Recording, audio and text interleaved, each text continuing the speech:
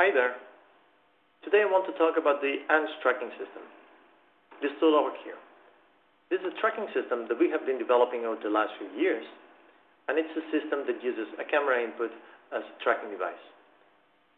It's a multi-platform system. It works on the Windows, this version you have over here, and the Linux, and we are currently on version 2.8. This is the starting window, which is the AnTS remote control. And that's a compact way of using the AnTS tracking system once everything is configured. We can start it, we can configure it, we can change the views, we can go and see some help. Here we have some information on the AnTS tracking system, and we have a PDF manual and tutorials that we can use if we want to actually learn about how to use it. So feel free to explore that. So today I want to show you the latest features, and for that I will have to go to the configuration and show you how we do tracking with it. It's a visual tracking system. That means we have to use cameras as an input device.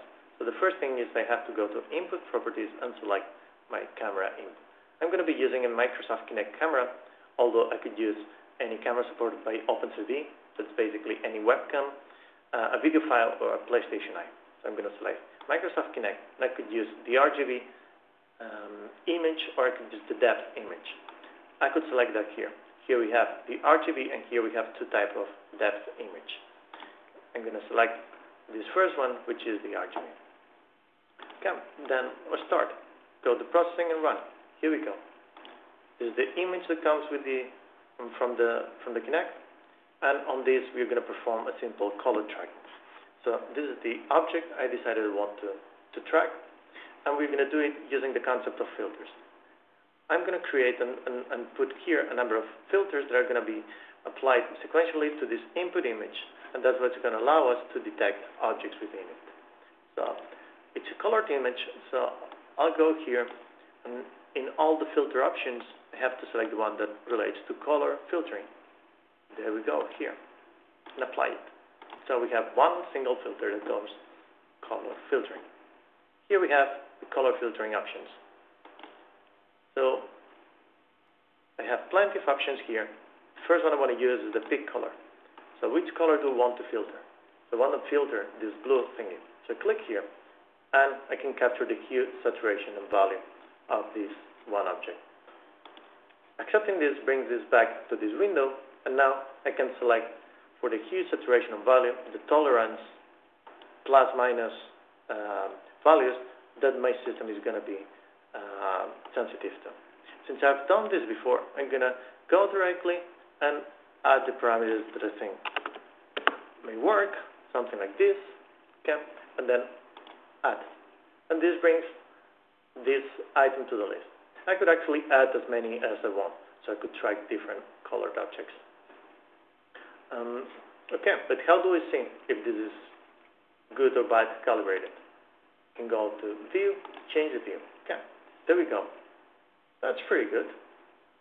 Just has a little bit of a problem here with noise, so I'll have to clean that noise.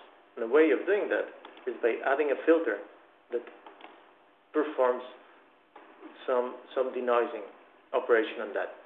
What do we have here that I could use for that? For instance, is an erosion operation. It's a morphological operation that works quite well. Okay? So as we've seen, we basically have no noise as far as I can see. So I can go back to this window, and if I right click on it, it's going to create an item. This window, item 1. And this item is going to follow my object around. Okay?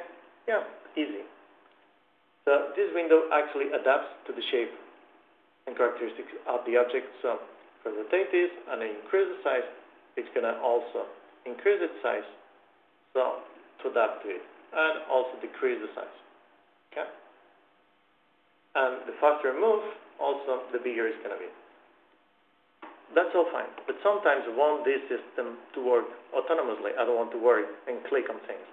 So I can go to Object Detection Options here and select some options to perform auto detection of of these objects whenever there's something segmented on the image. This is the auto create that's going to create one of those windows to just create it manually, not to destroy those windows.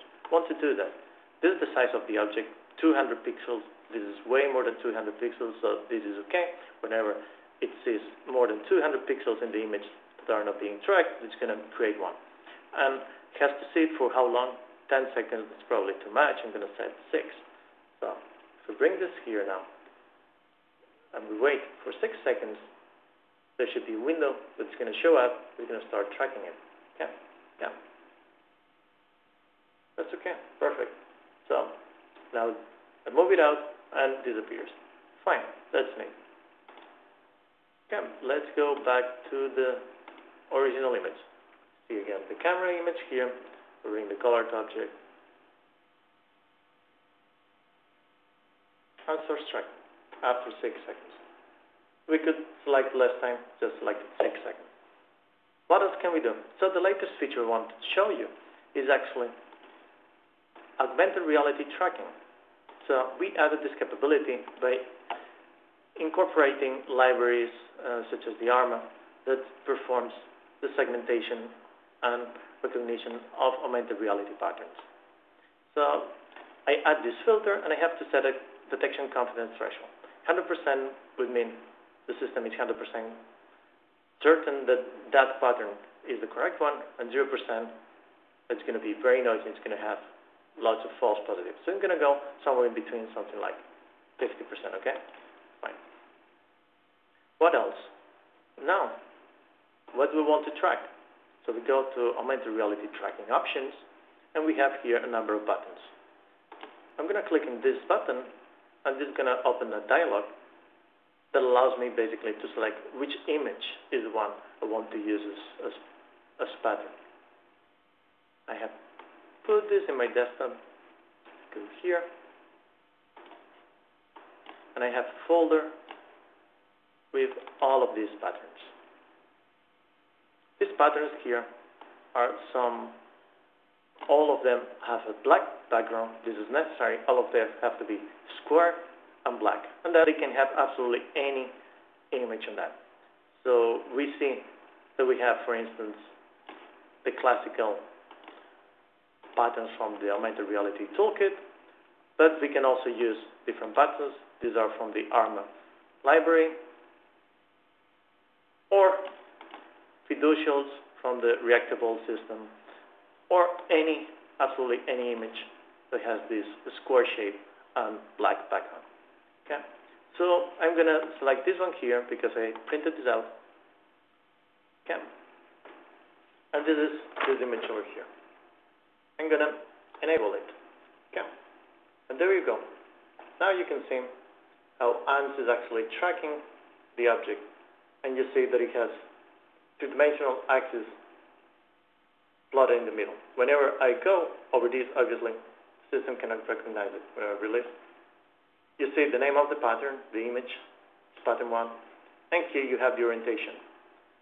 We can see this is rotation, 19 degrees, now it's negative. Now here we have in the second, that's over there, the second dimension goes positive, it goes negative, and then this is the third dimension, is positive, and here goes negative. Okay? So we see we have augmented reality using the AnTS tracking system. Can disable this. I can go and select another pattern. I'm going to check how it works with a fiducial, like this one. So here we go. Exactly the same, works perfect. Okay.